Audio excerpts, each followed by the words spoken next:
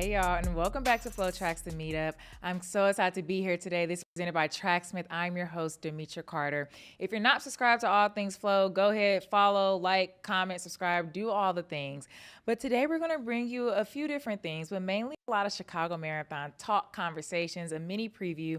Then we're going to some things, what's hot, what's happening in the track and field space. I'm your host, Demitra, joined with Johnny Pace and Nia Gibson today. Y'all, welcome back. So good to be back. It's been a lifetime. It's been over a month. We missed you. I missed you too. You guys ready to talk worlds in Tokyo? Man. No, I mean, I guess I told you guys, when I was flying back from Tokyo about 2 weeks ago, it connected through my hometown airport, so I had to go say hi to mom and dad, so I missed the recap, but are you guys feeling readjusted to the time zone, the 13-hour time zone change? I am now. I had a rough adjustment. Yeah. I mean, I feel like it was 14 plus hours from the state of Texas. Yeah, I had a rough adjustment. I'm adjusted now, though. Now. Yeah. It took like about maybe I say 10 days for me to feel normal again, to be able to sleep through the night. It's like, like when a baby's not sleeping through the night when they're first born. That was me, just a newborn. I feel like Worlds was like so in your face and so many things coming at you, but now we've had about 2 weeks to like decompress, process it all. Any kind of like parting thoughts or looking in hindsight? I mean, the track season's not over. You have athletes coming up. That's true. And speaking about track, it just feels like there is no off season. It just never ends because we're going to talk about the marathon. It's marathon season, cross country season for college and high school. If anything, it's busier. Yeah. Which is wild. Yeah, I'm so excited. I mean, we have athletes coming up. I'll be on the ground for that, and I'm looking forward to going to Chicago. Mm-hmm. Yeah, and then my takeaways, I'm going back to Japan. That's my main takeaway is that, like, I love this place. Amen. And Amen. the 7-Eleven. The 7-Eleven. I was going through my bank statements. I think I totaled over about 30 trips to 7-Eleven breakfast, lunch, and dinner, which I don't know if I'm proud to admit that, but it's just how it is. And frankly, the 7-Elevens out there are on a whole other level. Fire. Everything is fresh. Everything's fresh. Everything is fresh. We got to take notes in America. I know. Because I'm not going to, I mean, you go to 7-Eleven for coffee. We're not going to 7-Eleven just for funsies. They got to get their act together a little bit. I did see a news report that they are trying to bring some of that Japanese 7-Eleven ambiance out here, so we'll see what happens. They better not ruin it with no like preservatives all up in the coffees and whatnot. If that's the case, leave it in Japan. Let the strengths and weaknesses. We have Buc-ee's in Texas. That's something to be proud of. That is a good point. They don't got Buc-ee's in Japan, that's for sure. Buc-ee's. But it's going to be a big week because our team is going 3 different places. Me and I are going to Chicago. You're going to be at Athlos. Olu's going to Italy for the Golden Trail finale. Yeah. That's like a new one. But, yeah, it's going to be – we represent everything that's going on. We probably got somebody else doing cross country. And I'm going to Manhattan cross country. there you go. Yeah, I'll be on the ground reporting live for you.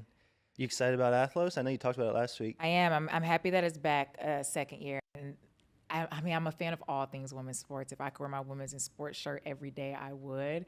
But that makes me very, very happy that it's back and they're doing it bigger and they're having long jump in Times Square. That's the concept of that being like happening in Times Square is insane. And I think for Alexis to be pushing that forward for women specifically, like round of applause. Yeah, it really that's probably the part that like I wish the most. I mean, I want to be there. Last year was so much fun. I want to be there for all of it, but I think that element, the Times Square jumps, are like really what I'm gonna be missing. But it's the sort of thing where people like throw out crazy ideas, like, "Oh, if only we could do this or that." But this time they're actually doing it. Yeah. Like, I can't wait. You're gonna be at both.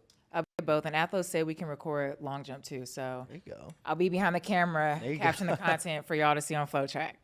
Nice. Now, let's go ahead and get into this track and field deep dive. We are going to preview the Chicago Marathon, talk about some high moments, some top athletes to keep your eye on.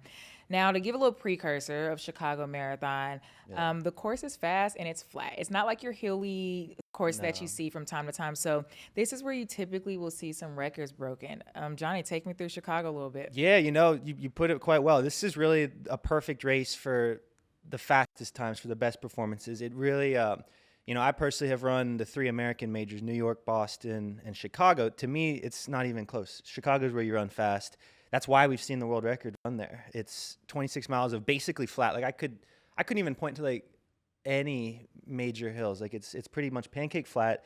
It starts out like downtown. You go out towards Lincoln Park. You just got crowds the whole way. Like this is that's where I ran my PR last year. And it's like, effort-wise, it feels a lot more comfortable. So anyways, all that to say, it's no wonder we see such great times every year. Also, Chicago this time of year, what are we, like early October, it's going to be perfectly cool, assuming the weather cooperates. We should be looking at like mid 50s, low 60s if things work out. Might be a little hot. Yeah, I know. Yeah, I checked the climate yesterday, and it seems like the low is in the 50s, but it may go up to 70. Yeah, it's going to be a roll of the dice a little bit, but generally, generally it tends to be on the cooler side. So anyways, I'm pretty optimistic we're going to see some fast times. I'm hoping that for myself personally, too, because I got to line up, too. Yeah. Are you going for the Flow record?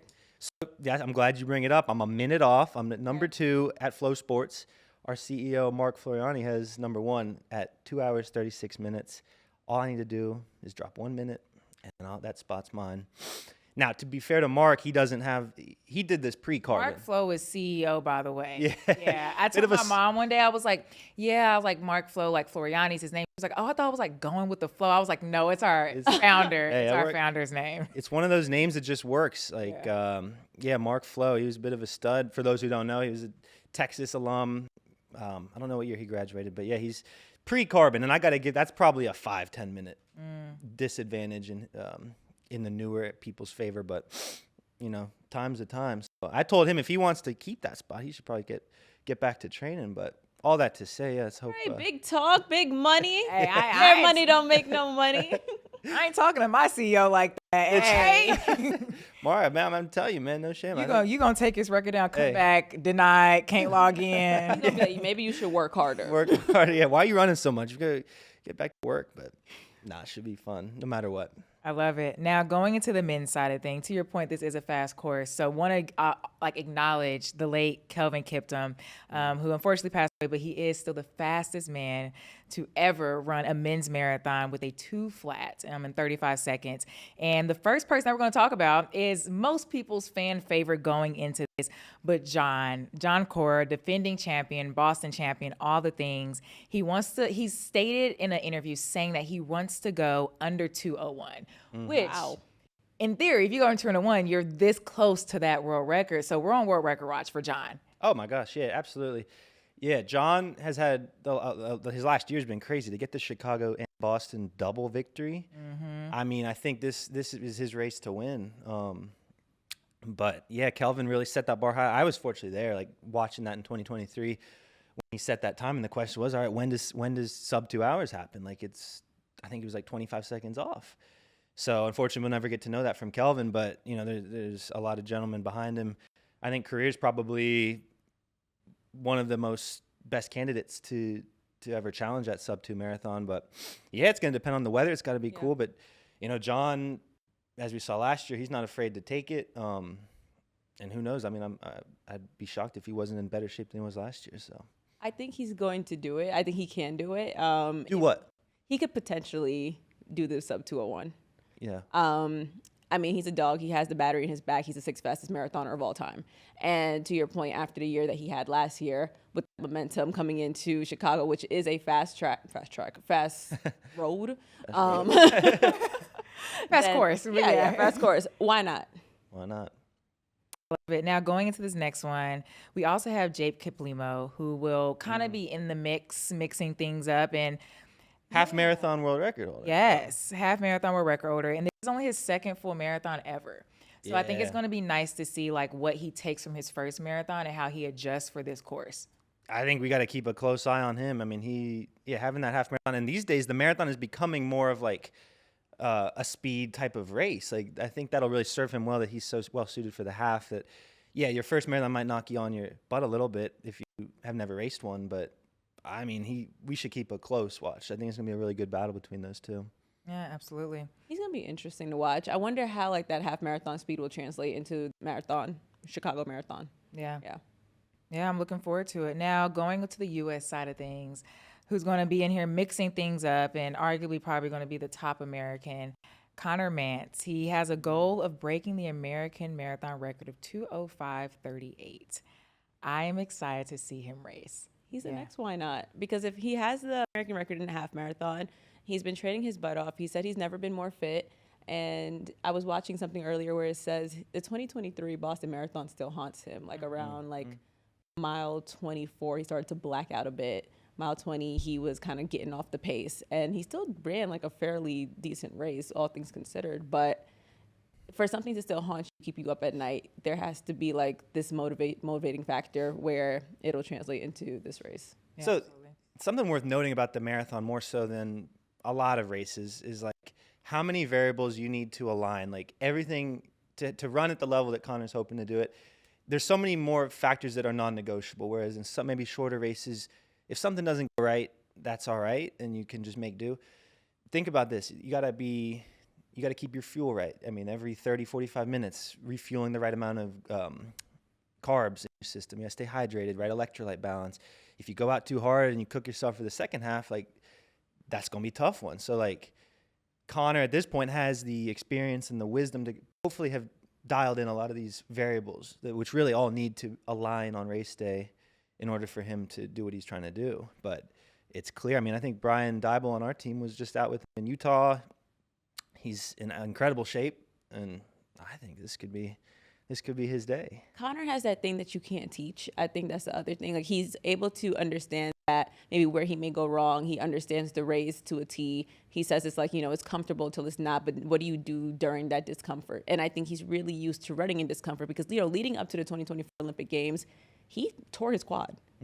So he was able to work through that and figure out, what do I need to do so that by the time this race comes, I will be ready and prepared, whether that's underwater training and knowing like when to train at an incline and training through that injury so that he can stay healthy, stay fit, and still perform up to par. So he's another one where he might shake up the field a little bit. I'm excited. To your point of figuring it out, like on the day, like things have to go right. I wrote down one of his quotes. He says, I want to get the American record. I'm well prepared. On the right day, you can do something pretty special in Chicago.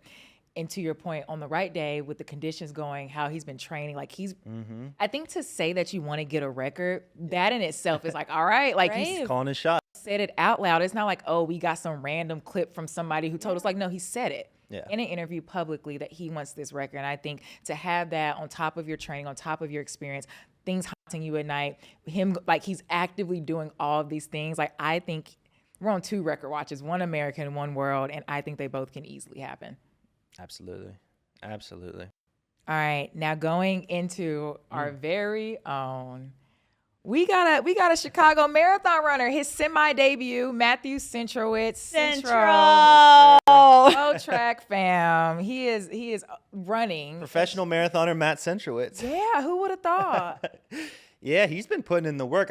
You guys have been seeing his stories. This man, like, he's not going to, like, at the start of the year, he wasn't saying, I'm going for the pro field at Chicago, but he just started stacking the bricks, and he's put up some incredible workouts and runs despite, all the new changes in his life, despite becoming a corporate man and being a new father. I mean, you look at his Strava, you look at some of the workouts he's been doing, this man is ready, this man is fit. Obviously, like you mentioned, he paced Kira D'Amato last year, and that was technically his marathon debut, but this is like the first time that the bets are off, that he's gonna go for it. So I'm excited for the man. I'm so excited for Centro. I'm so happy to see him do this. Like, Centro's he's like Hannah Montana. Yeah. One day he's gonna be in a marathon. To your point, new dad. He's actually like working for real now on the Athletes Lounge. Athletes Lounge host. Yeah, like he does it all. Just depends on the day. So I want to see what version of Hannah Montana we're going to get when we see him October 12th. That's right. That's gonna be a race, and I bet you he would put up a time that can compete in the pro field. I wouldn't be surprised. Oh, for sure. I think. Wouldn't be surprised. Yeah, I mean, he's also like a literal Olympic medalist. Like, I think Olympic champion. Like, he has it in him to like do it. Does it like the mindset? Because I kind of goes back to, we talked about this during the track season for real, but like the mindset of winning, the mindset of pushing through pain, like your Safan Hassan's, like, can you push through this barrier? Centro got it. Yeah. Oh, yeah. And it's not like he retired that long ago. You know what I mean? Like, he's got that residual fitness. It's not like he ran 10 years ago and he's trying to get back into the thick of things. Like, how crazy would it be if he becomes like a marathoner? Honestly, not that crazy. Not that crazy. Yeah. I mean, I don't want to ever wish a marathoner on somebody because it's not fun, but like, that would be pretty cool. He would make it fun. Yeah. He would make it fun. He's the type that, like, you'd be running talking about, I'm shooting this shit from there and this run, da-da-da-da. Like, you know how he is. Like, he's about to be in the porta potty right before the noise goes off for you to go. Yeah. He is like their corporate 5K champion, right? Or no, Yeah. he always like yells at me when I say 5K. It's a little longer than a 5K. Give him his credit, give him his miles. But yeah. Let me give context to the viewers. I just said a bathroom joke. You probably got it. So when we do this show, Athletes Lounge, and apparently English Gardener said that this happens all the time. Centro is very like, I don't know, correct me on my words that I use, but like, let's say like, okay, showtime is 60 seconds. He's like, Showtime "I'll in be right 5 back." minutes. And we'll be like, okay, 5 minutes. He'll be sitting here. Yeah. Showtime is 60 seconds. I'll be right back. Yeah. Like bro, why are you? Like he's Where are you going, brother? yeah, where are you going? It's 60 seconds. Like, it's like he loves the thrill of like showing up right when it matters. Yeah, and then he comes back like everything's already talking about, all right, what I miss. Having a good time. He ate Trey Hardy's gummies like during one show, the whole bag. She didn't even start. Had to fuel up. Oh my gosh. I love it. All right, now this next one. This is for the amateur field. All right. This is for the amateur field, some casual runners, and for my Love Island fans out there. We have Brian, this most recent U.S. season winner, racing. Now, I haven't seen an episode of Love Island. Do we like this guy? No. Nia doesn't like him. I can't speak for everybody else, but he hurt my Amaya Papaya. Yeah. So, you know, Nia's not the biggest So fan, we're but not I hope rooting for him. That's it. I mean, not that I'm not rooting for him. I have a good race. Yeah. Have a good race. Have a good race. Look at race. So Brian, for context, I'm gonna make this so quick because this is a Chicago Marathon. He is running, and I do want him to have a good time. But he won. But the America loved Amaya, and that's who he was coupled with. They're no longer together anymore. So it's like, He's battling his demons. He's signing up for marathons to get over the breakup. ooh, I hope. That's a nice way to look at it. Yeah, but yeah, he's running. I thought I should tell y'all that he's running. Yeah. Yeah. Good luck, Brian. He got $50K for winning. They split the money. Amaya should have took all of it. Yeah. All of it. So Love Island, the couple, they win, and then you Yeah. find out if they were really there for love, and you can, let's say we both get an envelope, Yeah. and yours has 100,000 and mine has 0. You decide if you want to split it or not. And she gave Every year they split it. Mm. Yeah, she should have kept it. All right. It. I think next season, didn't they cast in Austin? Did I see that? That's Love is Love is Blind. Okay, I gotta get my. Yeah, put your application in. I need to audition, both of y'all. Oh, my love's not blind. But it's fine. I'll root for you, Johnny. Period. Now going to the women's side of things, starting out with this lineup, we have McGirt too. Now in this photo, she is with Safan Hassan, and me and Johnny and Nia, we were going through this lineup, and McGirt's obviously running in this, and she's dominant. She does what she does best. I'm excited to see her, and she'll have her fellow teammate Hawi Fesa in here as well. But what I'm looking forward to though too is that we were like, the field isn't super stacked. Yeah, where's the big names? Yeah, like I know Safan's in this photo, but she's not running. Well, she's got plans for later in the year in New York. So yeah, I mean, that year that Kelvin set the world records, the Safan also had an incredible, just groundbreaking sort of performance on the women's side, and she has done some incredible things in Chicago. But it's almost like been there, done that. She's going to turn her attention to the New York City Marathon in November, along with Eliud Kipchoge, which is going to be just electric. But I love that. yeah, Safan's not in the race this year, so it opens it up, and it's going to give somebody else some time to shine, and somebody has to win. So Yeah. hopefully it'll spotlight, some names that maybe Safan would typically Yeah. leave in the. Yeah, and McGirt still is very talented. She finished third in Chicago Marathon 2023. Yeah. And she's also the reigning champion of the Valencia Marathon. So she's very capable, and I think the Ethiopian women, period, like they do their big one. Yeah. 217, and then Hawi, another Ethiopian girl, 217 flat. Like it's gonna be a fun thing to watch. Even though we're missing like some record holders and Sure. some champions, it's still gonna be a fun It's one. always good. Maybe not on World Record Watch, but I do hope we see like a competitive time nonetheless. Like one of those times you'd see at the New York City Marathon, Boston Marathon, where you're like, oh, wait a minute. Maybe it's not the name you may have expected, but just kind of put somebody on the map. Those are the stories that I think really shine bright to me and the like biggest aspect of it all. When you're like, oh, wait a minute. I didn't know this person was capable of that. And sometimes that person didn't know they were capable of that. Right. And now we have a new like character unlocked in the whole like marathon mania. Yeah. Now going to the U.S. women's side of things, we have Lindsay Flanagan leading the charge. She went 2:23:31. She ran that last year. I'm excited to see her race, but also in this same field, we also have Natasha Rogers, who ran 2:23:31 earlier this year in Nagoya. and Dakota Popane. Yes, Dakota Popane. Strong American contingency. Yeah. These ladies know how to race, and yeah, most of these major marathons, they really represent well.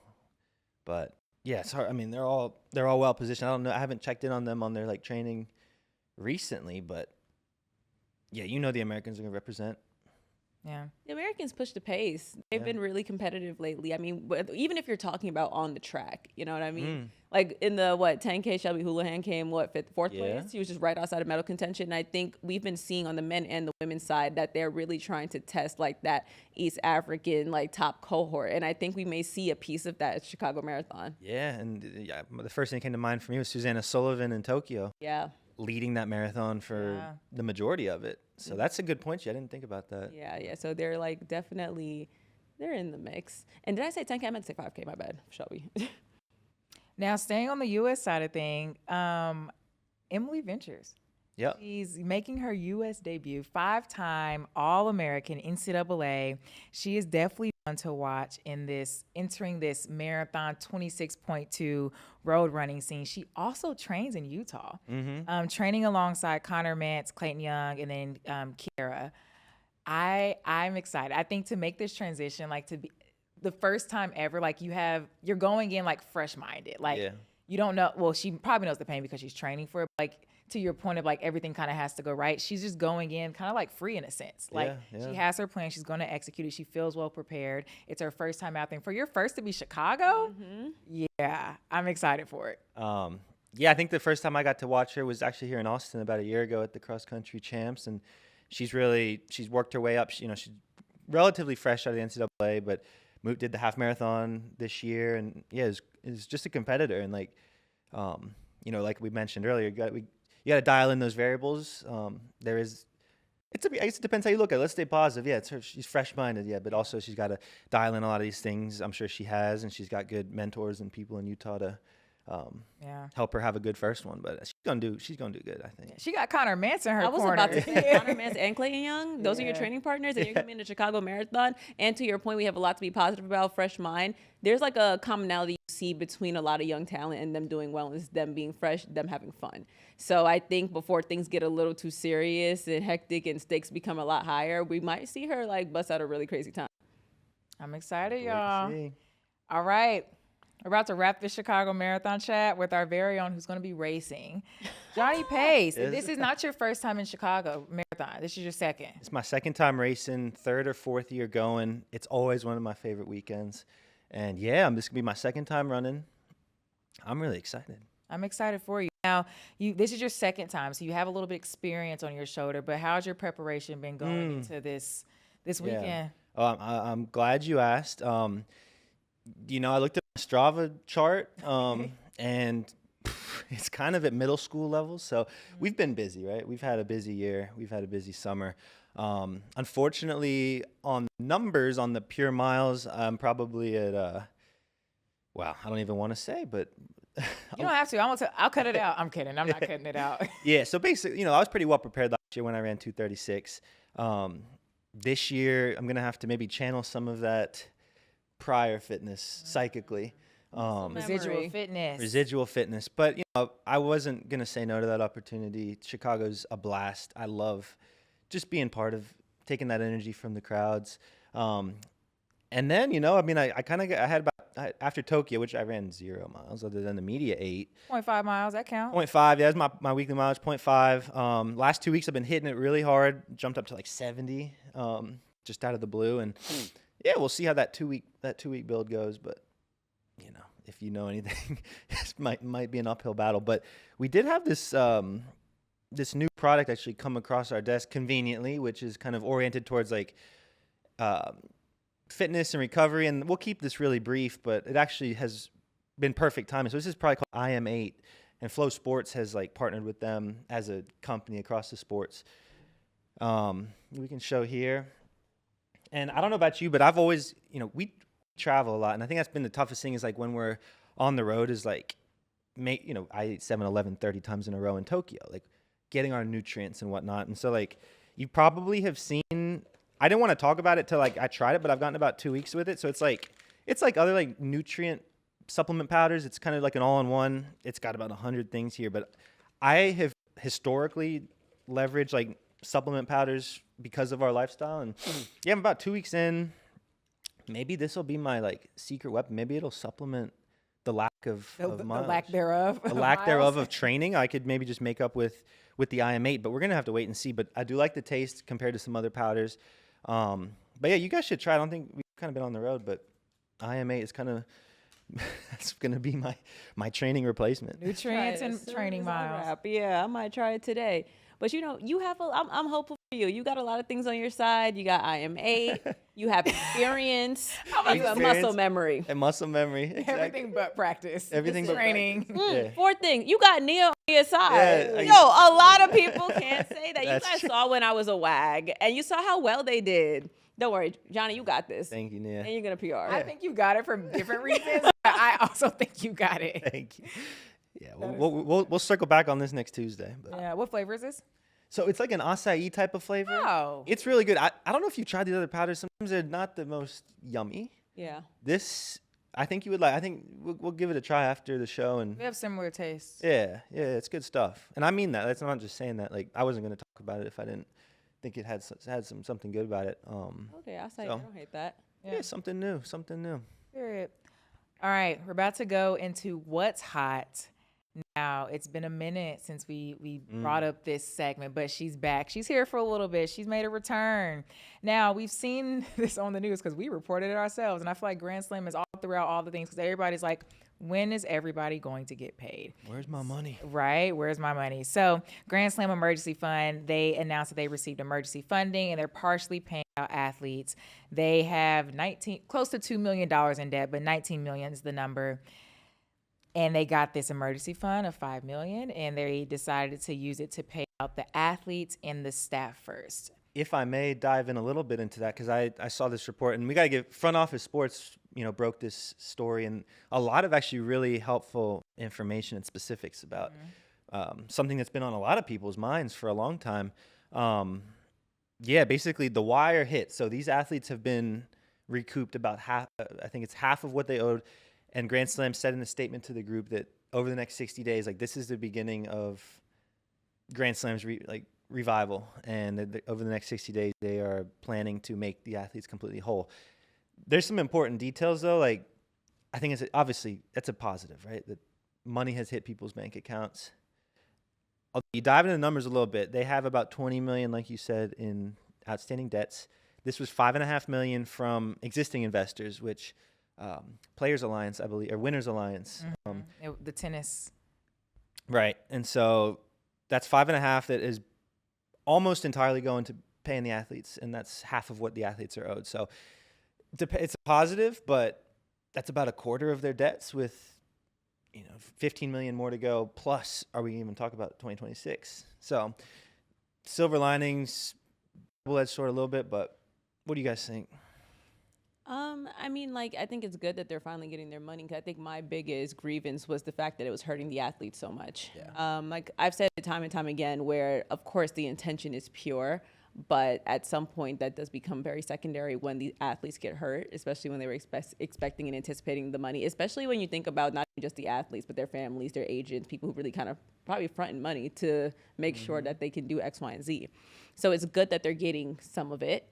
I do hope that the next update is that they get all of it.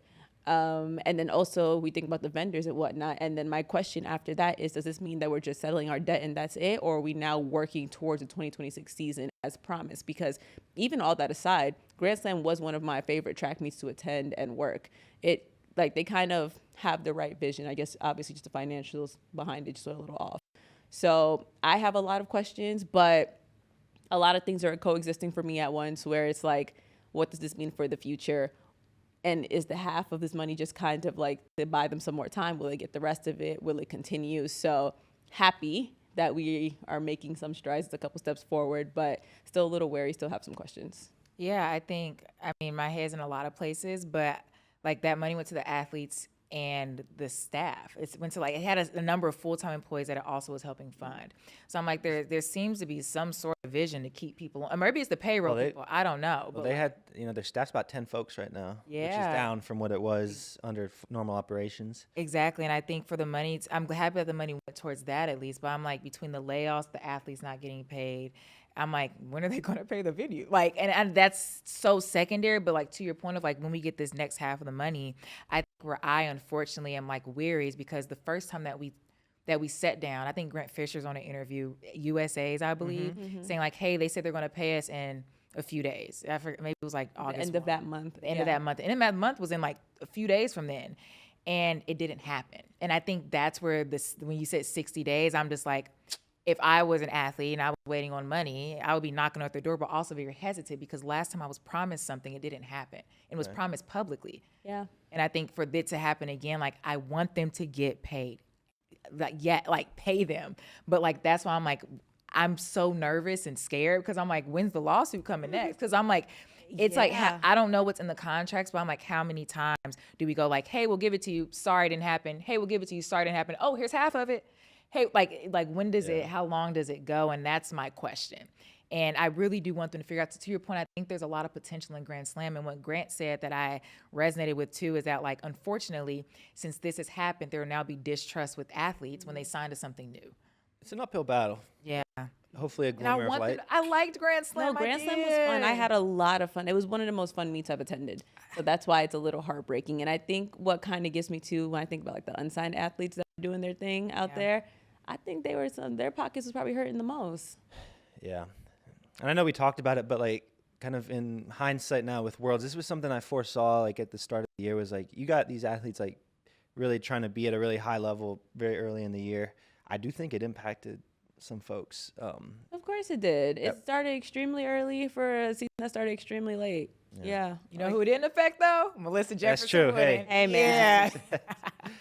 But I would say it maybe affected Grant Fisher. Yeah. Nagoose. Yeah.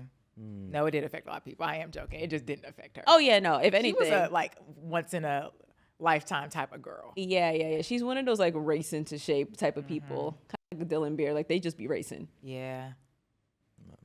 Wow. Stay tuned, I guess. Yeah. I will say I was kind of sad, though. I think y'all were going to L.A. Was it y'all too? Yeah, we were. Y'all were scheduled. Lights were booked. I was scheduled for LA, and I was so sad because I had a wedding, and I was like, I really want to go. And a piece of me is like, I didn't miss out on anything. So I'm glad we all could be here. Crazy. I'm glad we all could be here together, happy. Because we went to Kingston together. We had a really good time. It was a ball. And I was like, I can't believe y'all are going to go somewhere without me. Maybe in a perfect world in 2026, we'll be going to LA. Maybe they'll do like a little Europe. Ooh. Anything could happen. Start off with LA. Let's go to London.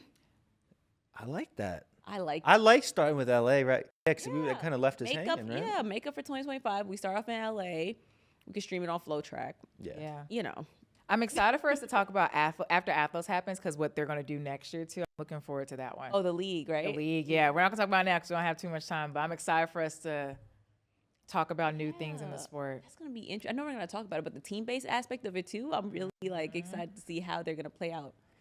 I hope you have a blast in the Big Apple. I mean, I'm in y'all's home. Yeah, you are. I wish we could be there with you, but man. So I went from both of y'all. Before we go, I've been to New York, but I'm not from New York. But for those going to Athlos, whether that's to see people jump, to see people run, to see Sierra 1-2 step, what's one thing that you're like, y'all need to go do this? It could be food, it could be an activity, it could be a site. Oh, that's easy. Go get a chopped cheese. Where do we go for that, Nia? Okay, you can get it. Don't go like in the heart of Manhattan. Okay, I'll tell you that for free. Yeah, it's like, yeah.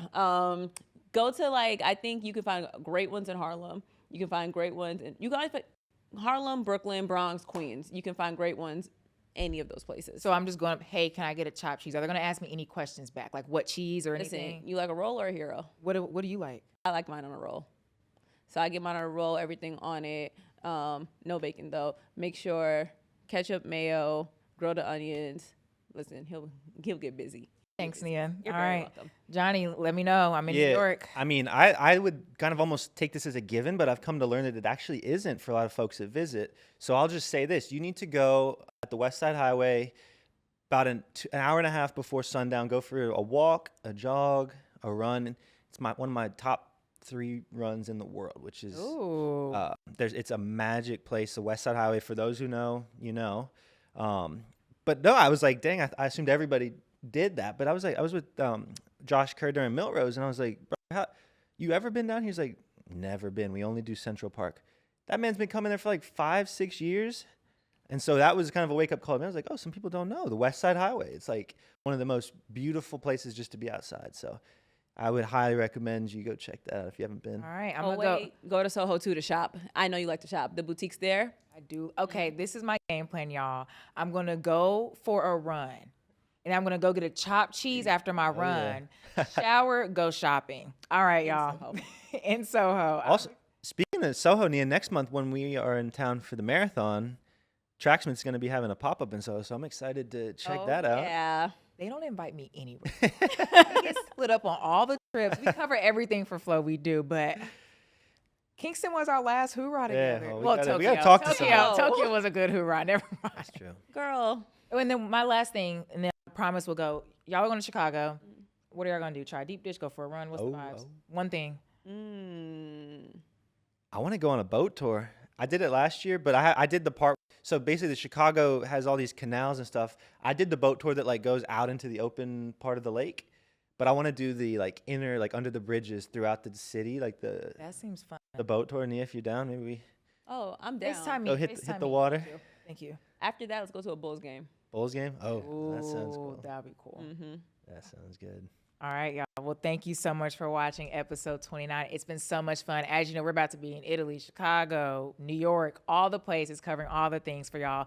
Follow us on FloTrack, subscribe, comment below what you want to hear from us next, and we will see y'all next time. Bye, y'all.